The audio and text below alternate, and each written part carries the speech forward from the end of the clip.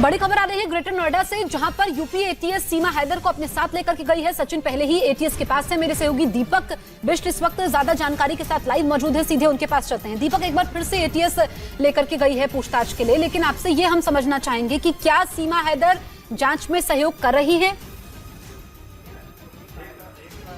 देखिए, सीमा हैदर से लगातार पूछताछ की जा रही है। पहले स्थानीय जेवर थाना पुलिस, रघुपुरा थाना पुलिस इससे पूछताछ कर रही थी। उसके बाद अब एटीएस ने कल से कमान संभाली और एटीएस की टीम में उसे लगातार आज दूसरे दिन पूछताछ के लिए लेकर गई है। एक दिन पहले तकरीबन 2:15 बजे के आसपास पुलिस उसे लेकर गई थी एटीएस की टीम में। उसके बाद एटीएस दफ्तर में उसे पूछताछ हुई है।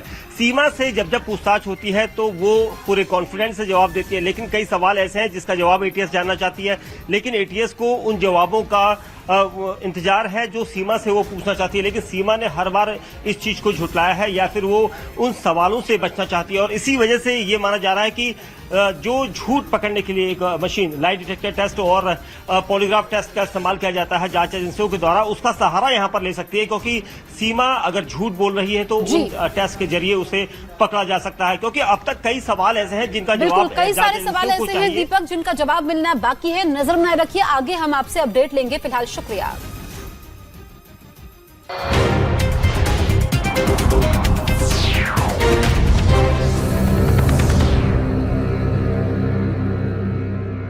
उसके गांव कराची में उसके ठिकाने के बारे में सवाल किया गया। सूत्रों के मुताबिक उससे ये भी पूछा गया कि पबजी गेम पर किन लड़कों के संपर्क में थी। नेपाल में 7 दिन तक वो रुकी थी। उसके बारे में भी पूछा गया कि वो कहां रही, किन लोगों से मिली, और सूत्रों के मुताबिक सबसे अहम कि किस एजेंट के जरिए वो भारत में दाखिल हुई, ये सवाल भी पूछा गया। सीमा ने जो कहानी बताई थी उसके मुताबिक वो अपना और अपने बच्चों का हिंदू नाम बताकर नेपाल से बस के जरिए हिंदुस्तान में दाखिल हुई थी। एटीएस इस कहानी को भी परख रही